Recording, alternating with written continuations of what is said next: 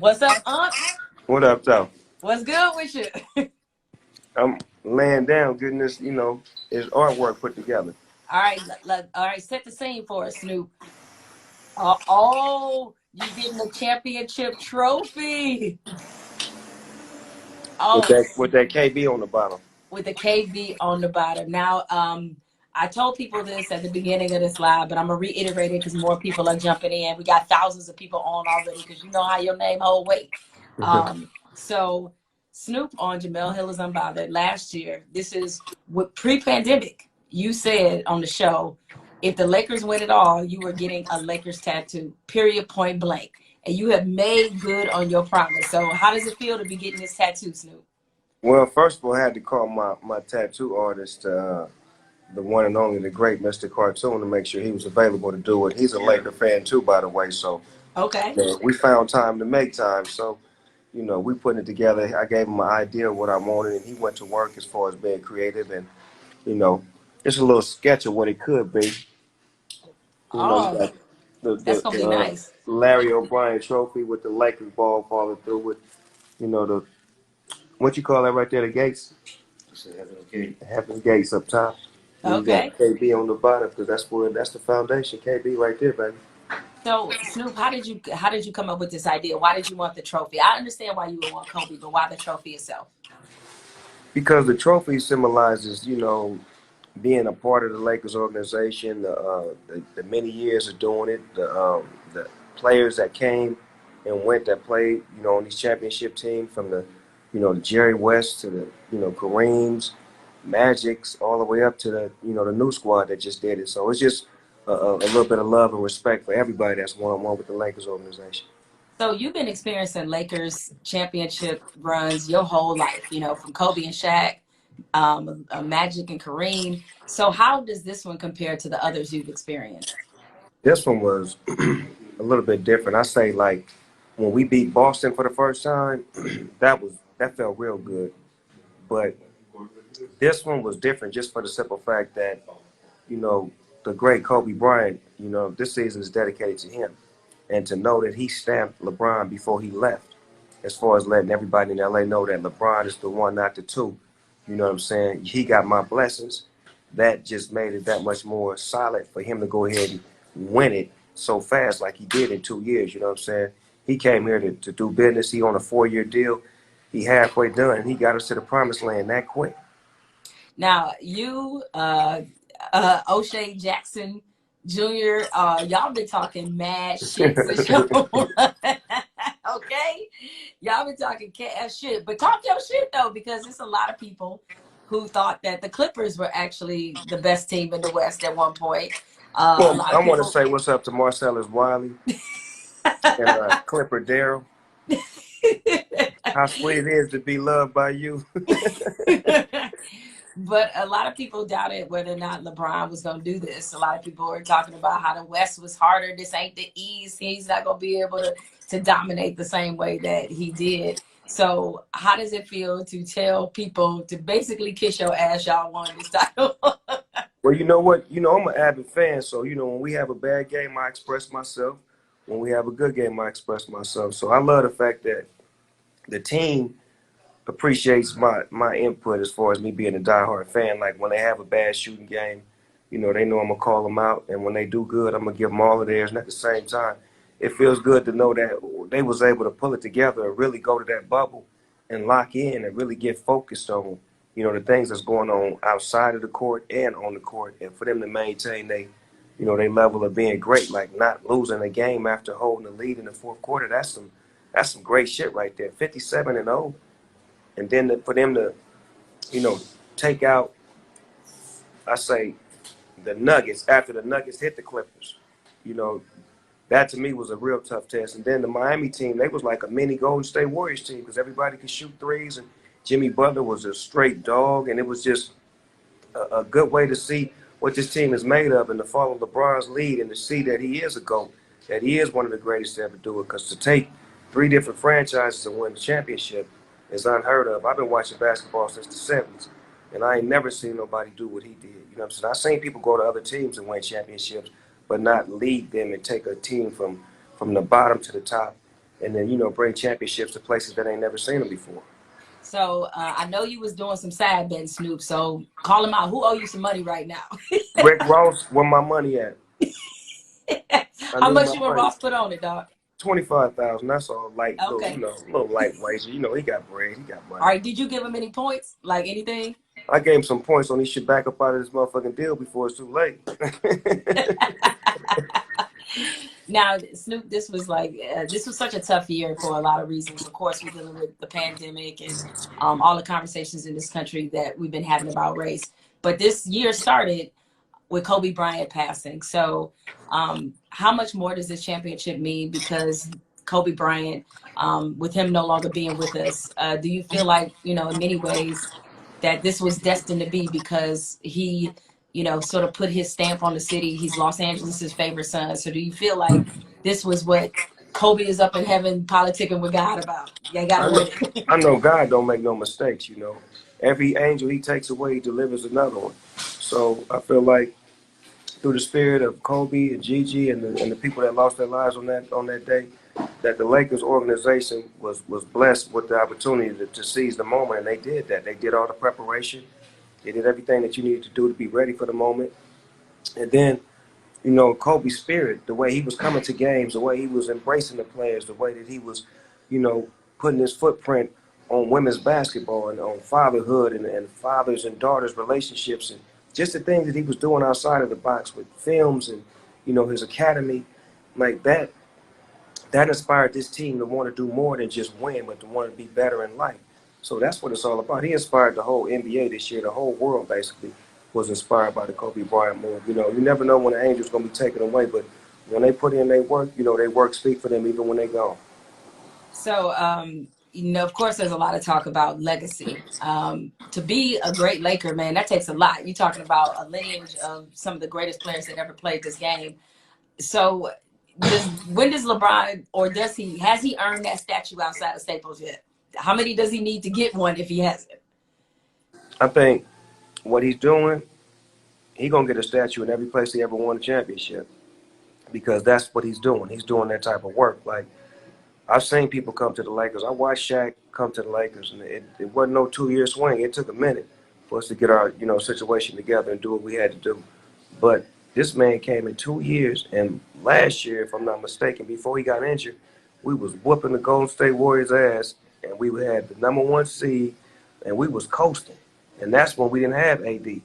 So if he was doing all that last year, then we get right this year, we was smashing, and then the pandemic hit, and then we get in a bubble, and he gets focused, and he makes everybody around him gets focused by taking the lead and being a great player, like even stepping to the side, allowing Rondo to come and run the point and take the lead. That just takes genius to know and understand that sometimes it's better to defer to somebody that's just as sharp as me, if not sharper than me. So, between these three players, who surprised you the most? Rondo, KCP, or Dwight? Man, that's a great question. I had a conversation with Dwight Howard early in the season, and we spoke on a lot of great things as far as numerology, and I understand why he wears number 39 now. So I expected him to do well based off of his, being in tune with life. I would say KCP because Rondo's a vet, and I would expect Rondo to, work on his three and get his game together as far as the best pieces that he had from his overall game. But KCP, he was real disappointing early in the season, and for him to like just lock down and like focus on getting better and better and better and being ready for that moment. And he seized the moment and he showed up every time we asked him to. So I would say KCP. He's like the baby MVP if you ask me. Him and Caruso. Okay. Danny Green took a lot of heat the other night when he missed that wide open ass shot. Yeah, I apologize to him because I went bad on him. I was the first one to go bad on him, so I had to apologize to him. But like I say, when you're a Laker, that's what comes with the territory. You know that you got to have tough skin. You got to know and understand that these fans have been with this organization way longer than you have. So, we feel like you got to really go all out. And like if you do happen to miss a shot like that, the blessing is you get an opportunity to come back and redeem yourself and get it back and get that championship. And we forgive you and you forgive us and we move on like real fans and real players. Yeah. So of course now everybody wants to talk about LeBron's overall legacy. Of course, the #1 conversation is Is he better than Michael Jordan? I'm gonna let you take the floor and give your thoughts on it, because I do have a couple of response remarks, because I know where you're probably going with this. But what do you think? Do you think he's a better player than Michael Jordan? I mean, that's hard to say because they didn't play in the same era. They never played against the same competition. But if you look at what Jordan did, he played in the era where basketball was real hard and real aggressive, and there wasn't a lot of fouls called, and he had to go up against the beast in the East and the West, and the competition was, a little bit more aggressive. So you got to give him respect for winning six and getting six MVPs and doing it in a time where it was unheard of to go three-peats back to backs. But at the same time, when you think of LeBron James and him going to three different organizations, mainly organizations that were terrible, that probably wasn't even going to the playoffs, to going to the finals and winning the finals within a 2-year period is amazing. And then doing it from a standpoint of, you know, being the head force of getting them there and winning it and being the driving force on offense and defense and socialism outside of the basketball court and being a stand-up guy with no court cases, no allegations, no anything in that nature, and being able to create schools and opportunities and jobs and things of that nature to aspire other athletes to be like him. There's so many NBA players that want to be like him right now that's not saying it, but they're showing it, and that's because he's leading by example. So I would have to say that they both are goats in their own rights. But in my book, Magic Johnson was always higher than Michael Jordan to me, because Really? because I'm a Laker, and I look at what Magic did when he first came in the league. He took over the control when Kareem got hurt against the 76ers in 1980. I was watching that game as a kid, and he played center, forward, and guard. He put up 42 points, and he hit the great Dr. J in Philadelphia to win that championship in his rookie season without Kareem Abdul-Jabbar. That's like saying, we got a 1-2 punch, but the number one goes down, and all of a sudden the rookie, comes through and wins it all against this seasoned vet team right here. Jordan didn't do that. His rookie season, he was good, but he wasn't that good. You Yeah, understand what I'm saying? I do. I mean, and not only that, we have to look at the fact that Magic Johnson, him and Larry Bird combined single-handedly, they saved the NBA. I mean, Magic and Bird took the NBA off tape delay. Like Right. the games weren't even live, and they changed that. So I'm not mad at you for listing Magic, but I'll say this, Snoop, and you can respond to this certainly. I don't think there's anything LeBron James can do, and this is not a knock, and this is not a slight. I think he's the greatest player of this generation, but I don't think it's anything that he can do to be the best player as Jordan did. I think Jordan's probably still number one. And trust me, it hurts my heart to say this. I'm from Detroit. I don't like to give Michael Jordan credit for shit. Okay. Right. So Right. it hurts me to say this. But you lived it. I mean, it was a different thing when that dude was at the height of his career. Like nobody else could win. Barkley couldn't. He beat Magic. Gary Payton couldn't win. They had to wait to gravy train the championship. Like they couldn't win. So But back then, what LeBron is dealing with is what he wasn't dealing with. It wasn't like super teams, like the best players in the NBA all on one team. Like it wasn't like that. It was like they were separated. You had great teams all over the league. The team LeBron James faced in the finals was like super teams. Like he had a super team and he was going up against a super team. And then you got to look at, well, you know, LeBron James went to the finals 9 times in a row. In a row? Went with 2 different teams? So he did it over here, and okay, I'm leaving. Then I'm going to come back to where I left y'all because y'all need me, and I'm going to take y'all to the finals a couple more times. Then I'm going to leave y'all, go to L.A., because Kobe and them, they ain't been winning in so long. They just so terrible in L.A. right now. I'm going to fix y'all, too. He the only motherfucker that can fix the Clippers. That's what they need. They should have tried to get Bron. Well, I mean, it is a different league, and I do think it's unfair to LeBron to do a straight up comparison because it's just the way you win now is just so different. To me, it's like comparing Bill Belichick to Bill Walsh. It's like it's a different game. Like, it's free agency in the NFL. Bill Walsh was an innovator creating the West Coast offense. Like, it's just different. And then we got to look at this, too. We don't never give Kareem Abdul-Jabbar Bill Russell, Wilt Chamberlain. You know, these are guys that did things that have never been heard of. 11 championships. Kareem Abdul-Jabbar with all them points. Motherfucking Wilt Chamberlain, 100 points in one game. Like, that don't put you in that status. Like, these kind of shits has never be done before, but we forget about them because there's not a lot of footage. And one thing about Black history, we bad at it. We terrible at Black history. We have a forget point where we want to forget certain history and then we want to, you know, put in certain history above others. But if you really want to pay tribute to what's really real and what's fake, Bill Russell should be the one, not the two. A motherfucker that got 11 championships of that, because that's what it boiled down to when you start talking that Michael Jordan shit. Well, he got 6 ships and he ain't never lost. Motherfucker, Bill Russell got 11. How many did he lose?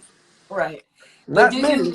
do you hold it against Bill Russell at all, the fact that he didn't play with the level of competition, against the level of competition, what Jordan saw, what Magic saw, what Bird saw, what LeBron saw? It wasn't the same. You But couldn't be, put it like this. LeBron is Bill Russell's height. They're the same right, size. but I'm saying though, this, when basketball was out at that time and era, all the dynamic shit wasn't created. So it was fundamentally dribble the ball 5 times, pass it 3 times, then look for the shot. So everybody was doing the same shit. So it wasn't like you had to be that creative, but it was still a game that was evenly based. Nowadays, the shit is everybody shoot threes and they passing up layups, dynamic offenses, pick and rolls. That shit wasn't even created back then. So it was like more difficult to even get a basket when they start limiting us and saying to the tall basketball players, hey man, you can't even dunk. Why I can't dunk? Because I'm taller than y'all? Like they was trying to keep us at a disadvantage. So for us to actually succeed in them times puts us in a higher level as far as the level of right now era, because right now we can do whatever we want to do. We get fouls for flops, we get this and that. You don't know what that era was like. You don't know how it was for a black man to have to go in these white arenas and be dealing with racism and dealing with all of this, and then to try to have to score, and then dealing with the mafia and dealing with all of that, and then to be able to say, well, he had a successful career and did this and that. That to me is gold status. To Right. survive that. Now, I'll say this. I think as a player, it's certainly debatable LeBron versus Michael Jordan. They're two different. I mean, I don't even know why we compare them anyway, because they're not the same type of guy.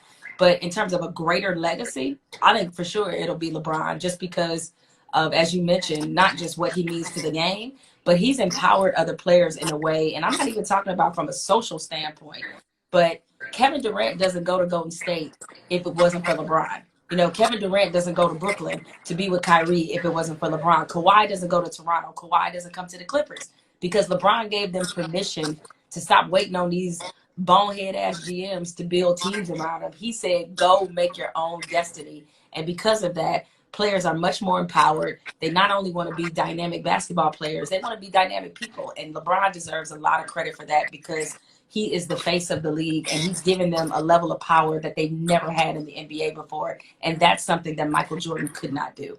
Right, but you know what I noticed about everything that's real is there's always a GOAT until the next GOAT comes. Mm-hmm. And when the next GOAT comes, it lasts for as long as it lasts, and then all of a sudden you start not to hear about the one that was before him. Because before Michael Jordan, they used to talk about Dr. J, Yeah. Magic, Iceman. You know, it was some names that was popping in the NBA. And then George started like drowning them out. And then he started drowning them all the way out. And then it was just him. And then after Jordan, it was like, okay, well, ain't nobody. Oh, who was this kid, Kobe? Oh, man, Kobe. Oh, man, he getting all up under Jordan. Jordan, Kobe. Oh, it's Kobe League now. Boom, Kobe run the league. Man, who was this young kid from Akron? LeBron. It's LeBron. Oh, it's LeBron's league now. And he been GOAT 17 years, but it's like, who's the next one? Because there's a lot of them out there, but who got what he got? Right. Who No. got what he got? Right. Yeah, I mean, there's no player like him in the game today, like not one.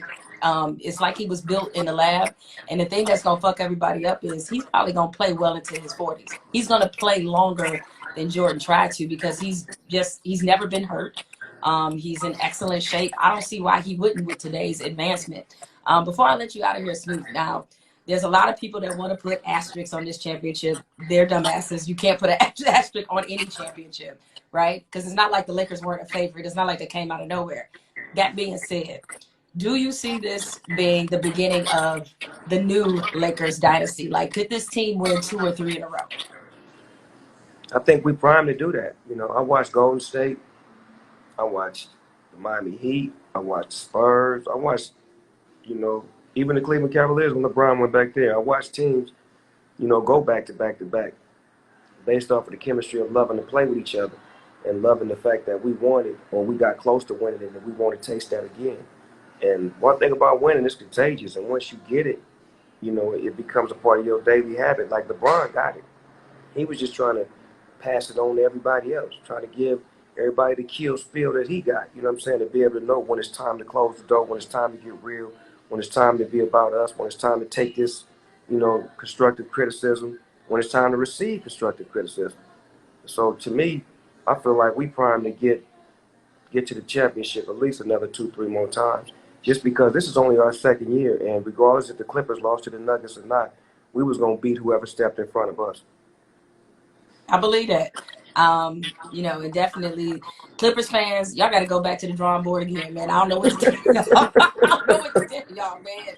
It's like it blows my mind that they I know really all the talk they be having in the preseason when they be doing them NBA Today shows and ESPN, and I be watching all them old basketball players that ain't never won a championship talking about, yeah, the Clippers are favored. Like, okay, that's why you ain't never won a championship. You don't know what you're talking about. I you love all Kendrick know. Perkins, though. Kendrick Perkins, I love him to death. He don't cut no motherfucking corners. He tell it like it is and not like it was. But if you don't like it, meet him in the parking lot. Yeah, Kendrick, an old school goon, so you know I what's up. love him. I will play with him any day. Right, I hear you. A lot of players would. Well, look, with Snoop, how long is that tattoo gonna take? I'm gonna be here for about 3 hours. We're gonna get it Okay, together well, right now.